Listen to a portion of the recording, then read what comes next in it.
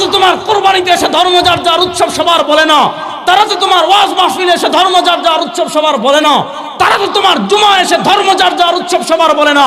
তোমার ইমান এত সস্তা হয়ে গেল, তোমার ইমানে গায়রত এত সস্তা হয়ে গেল, তুমি পূজায় যাও, তুমি ক্রিসমাস ডে পালন করো, আসলে তোমার অন্তর থেকে ইমান মরে গিয়েছে, তুমি আপাতমস্তক শয়তান হওয়ার কারণে এগুলো বলো। কোন ইমানদার কখনো এগুলো বলতে পারে? বলেন, কোন ইমানদার এগুলো বলতে পারে? এজন্য আমাদের কাছে সবার ঊর্ধ্বে ইসলাম। আমাদের দেশে কিছু সুশীল আছে, এরা আপনাদেরকে একটা স্লোগান শেখাবে, সবার ঊর্ধ্বে মানবতা, মানবতার ঊর্ধ্বে কিছুই নেই। যেটা কি বুঝায়? মানে হিন্দুদের পূজা আসছে, পূজায় গিয়ে নাচানাচি করবেন কারণ ধর্মের চেয়ে মানবতা বড়। খ্রিস্টানদের ক্রিসমাস ডে আসছে, বড়দিন, যুবকরা ভালো করে বুঝবা, খ্রিস্টানদের ক্রিসমাস ডে বড়দিন, খ্রিস্টানরা ক্রিসমাস ডে পালন করে। এখন সবার ঊর্ধ্বে মানবতা, যেহেতু তারাও মানুষ আমরাও মানুষ, তাদের ধর্ম পালন আমরা করব। পহেলা বৈশাখে কলা বিজ্ঞানীরা তোমার কি বের করে, মঙ্গল শোভাযাত্রা বের করে, সবার ঊর্ধ্বে মানবতা। আমরা বলি না সবার ঊর্ধ্বে মানবতা না, আমাদের কাছে সবার ঊর্ধ্বে ইসলাম।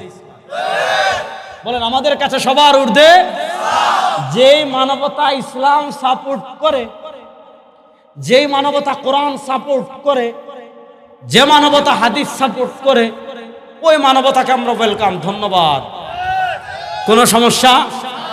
কিন্তু যেই মানবতা কোরআন সাপোর্ট করে না, যেই মানবতা হাদিস সাপোর্ট করে না, যেই মানবতা সরওয়ারে দু আলম সাল্লাল্লাহু আলাইহি ওয়াসাল্লামের ইসলামের পরিপন্থী হবে, ওই মানবতার উপর আমরা লাথি মারতেও চিন্তা করি না। ওই মানবতার সাথে আমাদের কোনো সম্পর্ক। ব্যাপারটা বুঝেন। বিধর্মীদের ব্যক্তিগত কোনো অনুষ্ঠান, মনে করেন আপনার বাড়ির প্রতিবেশী কোনো হিন্দু, তার কাছে কাঁঠাল পেকেছে, আপনাকে বলছে আইসেন কাঁঠাল খেয়ে যাইয়েন, যান, সমস্যা নেই। কিন্তু বিধর্মীদের ধর্মীয় উৎসব যেগুলো আছে, খালিফুল মুশরিকিন ফি আয়াদিহিম, বিধর্মীদের ইমাম বাইহাকী রাহিমাহুল্লাহ বর্ণনা এনেছেন হযরত ওমর ইবনে খাত্তাবের কথা, বিধর্মীদের কোন ধর্মীয় উৎসবে কোন মুসলমানকে অংশগ্রহণ করা জায়েজ। আচ্ছা আপনারা বলেন, এই যে কিছুদিন আগে আপনি ঈদুল ফিতরের নামাজ এই ঈদগাহে পড়েন নাই? আর আসতে বলেন, এই ঈদগাহে আপনি ঈদুল ফিতরের নামাজ পড়েছেন কি পড়েন নাই? সামনে এই ঈদগাহে আবার ঈদুল আজহার নামাজ পড়বেন কি পড়বেন না? আচ্ছা বলেন, ঈদুল ফিতরের দিন বা ঈদুল আজহার দিন আপনার এলাকার কোনো অমুসলিম ধর্মযার যার উৎসব সবার বা সবার ঊর্ধ্বে মানবতা বলে আপনার ঈদের নামাজে আসছে? কথা বলেন, আপনার ঈদগাহে আসছে। তাহলে তোমাকে আল্লাহ ইমানের মতো দৌলত দান করেছেন, তোমাকে আমলা কামলিওয়ালা সরওয়ারে দু আলম সাল্লাল্লাহু আলাইহি ওয়াসাল্লামের উম্মত বানিয়েছেন। তাদের ধর্মীয় গায়রত আছে, তাদের ধর্মীয় গায়রতের কারণে তারা তো তোমার ঈদগাহে এসে ধর্ম যার যার উৎসব সবার বলে না, তারা তো তোমার কোরবানিতে এসে ধর্ম যার যার উৎসব সবার বলে না, তারা তো তোমার ওয়াজ মাহফিলে এসে ধর্ম যার যার উৎসব সবার বলে না, তারা তো তোমার জুমা এসে ধর্ম যার যার উৎসব সবার বলে না। তোমার ইমান এত সস্তা হয়ে গেল, তোমার ইমানে গায়রত এত সস্তা হয়ে গেল, তুমি পূজায় যাও, তুমি ক্রিসমাস ডে পালন করো, আসলে তোমার অন্তর থেকে ইমান মরে গিয়েছে, তুমি আপাতমস্তক শয়তান হওয়ার কারণে এগুলো বলো। কোন ইমানদার কখনো এগুলো বলতে পারে? বলেন, কোন ইমানদার এগুলো বলতে পারে? এজন্য আমাদের কাছে সবার ঊর্ধ্বে ইসলাম। এই কথাটা একদম মাথায় বসাই দিবেন। আজকের ওয়াজে যদি এই কথাটা মাথায় বসাইতে পারেন, ওয়াজে আসা সাকসেস। আমাদের কাছে সবার ঊর্ধ্বে। শুনেন, ইমান ভঙ্গের অনেকগুলো কারণ আছে। আরবিতে এটাকে বলে নাওয়াকিদুল ইমান। নাওয়াকিদুল ইমানের ভিতর একটা গুরুত্বপূর্ণ মূলনীতি হলো ইসলামের জরুরিয়াতে দিন যেগুলো আছে, একটু যুবকরা খুব মনোযোগ দিয়ে পয়েন্টটা ধরবেন।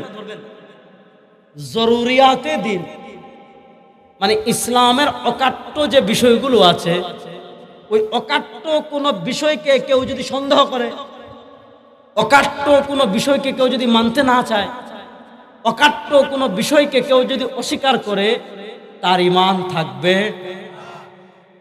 একজনে জান্নাত বিশ্বাস করতেছে না, তার সন্দেহ লাগে। একজনে জাহান্নাম বিশ্বাস করে না, তার সন্দেহ লাগে। একজনে মিজান বিশ্বাস করে না, তার সন্দেহ লাগে। একজনে ফিরিস্তা বিশ্বাস করে না, তার সন্দেহ লাগে। সন্দেহের কারণে সে অস্বীকার করে বসে, তার ঈমান থাকবে? এজন্য শুনেন, বর্তমান মুরতাদ খ্রিস্টান যারা আছে, ইহুদি খ্রিস্টান মুরতাদ বিধর্মী যারা আছে, তারা যে কয়েকটা মিশন নিয়ে দুনিয়াতে কাজ করে, তাদের উল্লেখযোগ্য একটা মিশন হলো মুসলমান সন্তানদেরকে সন্দেহ ফেলে দেওয়া। এই সন্দেহ ফেলার কয়েকটা স্তর আছে।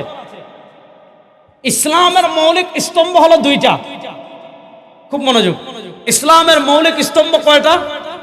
সবাই বলেন, ইসলামের মৌলিক স্তম্ভ কয়টা? সবাই দুই আঙ্গুল তুলে বলেন, ইসলামের মৌলিক স্তম্ভ কয়টা? বলেন 1 নম্বর কোরআন, বলেন 1 নম্বর। 2 নম্বর সুন্নাহ, বলেন 2 নম্বর। কোরআন সুন্নাহ আমরা মানি কি মানি না? কোরআনের কোন আয়াত নিয়ে কেউ যদি সন্দেহ করে, মুসলমান না কাফের? হ্যাঁ, কোরআনের কোন বিধান যদি আমরা বাস্তবায়ন করতে না পারি, চেষ্টা করব। কিন্তু আপনি যদি মনে করেন কোরআনের এই বিধান অকেজ, আপনি যদি মনে করেন কোরআনের এই বিধান বর্তমান যুগে চলবে না, আপনি যদি মনে করেন কোরআনের এই বিধান বর্তমান যুগের জন্য অচল, এটা এই যুগের জন্য পারফেক্ট না, যদি কেউ এইটা মনে করে, সে মুসলমান না কাফের? এবার আমি খুব সহজ করে বুঝাই। ইসলাম বলে আস-সারিকু ওয়াস-সারিকাতু ফাকতাউ আইদিয়াহুমা জাযাআন বিমা কাসাবা। ইসলাম বলে কোন পুরুষ যদি চুরি করে, ইসলাম বলে কোন মহিলা যদি চুরি করে, আস-সারিকু ওয়াস-সারিকাতু ফাকতাউ আইদিয়াহুমা, ইসলাম বলে কোন পুরুষ চুরি করলে তার হাত কাটো, ইসলাম বলে কোন মহিলা চুরি করলে হাত কাটো। এবার বলেন, চুরি করলে হাত কাটার বিধান আমাদের দেশে নাই, আমাদের দেশে নাই।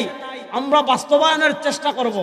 কিন্তু এখন কেউ যদি এইটা বলে যে এই বিধান এই যুগে প্রযোজ্য না, এই বিধান এই যুগে অচল, এই বিধান বর্বর, এই বিধান মানুষের সভ্যতার সাথে যায় না, অথবা এই বিধানকে টিটকারি করে, এই বিধানের শরীয়ত সিদ্ধতা সে মানে না, এই বিধানকে সে অস্বীকার করে, বলেন মুসলমান না কাফের? আরো আসতে বলেন, মুসলমান না কাফের?